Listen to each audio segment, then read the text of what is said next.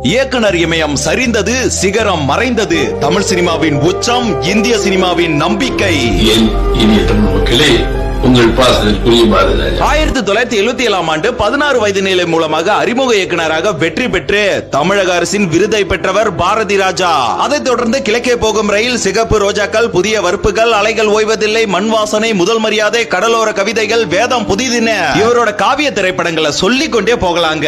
ஐயா பாரதி ராஜாவின் சொந்த ஊர் தேனி மாவட்டத்தில் உள்ள அல்லி நகரம். பாரதி ராஜாவின் இயற்பெயர் சின்னசாமி. இவரால் சினிமாவில் அறிமுகமான நடிகைகள் ராதிகா, ராதா, ரேவதி, ரேகா, ரஞ்சிதா என பல நடிகைகள் உள்ளனர். ஸ்டூடியோவிற்குள் இருந்த சினிமாவை கிராமத்திற்கு அழைத்து சென்று வாழ்வியலை காட்டியவர் பாரதி ராஜா. இந்திய திரையுலகிற்கு இவர் ஆற்றிய பங்களிப்பிற்காக 2004ஆம் ஆண்டு இந்திய அரசின் உயரிய விருதான பத்மஸ்ரீ விருதை பெற்றார். அடுத்து 2005ஆம் ஆண்டில் சத்யபாமா பல்கலைக்கழகம் பாரதி ராஜாவுக்கு கௌரவ டாக்டர் பட்டம் வழங்கி சிறப்பித்தது. அதே போல 6 தேசிய விருதுகள், 4 தென்னிந்திய பிலிம்பேர் விருதுகள், 6 தமிழ்நாடு மாநில திரைப்பட விருதுகள் மற்றும் ஒரு நந்தி விருதையும் பெற்றுள்ளார். அதோடு மட்டுமல்லாமல் ஹிந்தி மற்றும் தெலுங்கு என பல மொழிகளிலும் திரைப்படங்களை உருவாக்கியவர் பாரதி ராஜா. ஒரு இயக்குனராக மட்டும் இல்லாம கல்லுக்குள் ஈரம், தாவணி கனவுகள் மூலமாக இயக்குனர் வேடத்தில் நடிகராக அறிமுகமாகி தற்போதைய நடிகர்களுடனும் ஆயுத எழுத்து, பாண்டிய நாடு, கென்னடி கிளப், நம்ம வீட்டு பிள்ளை, ஈஸ்வரன், திருச்சற்றம்பலம்னு பல படங்கள்ல நடிச்சு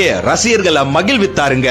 நீங்கள் இந்த மண்ணை விட்டு மறைந்தாலும் உங்களது காவியங்கள் பல தலைமுறைக்கும் நிலைத்து நிற்கும். ஐயா பாரதி ராஜாவின் ஆத்மா சாந்தி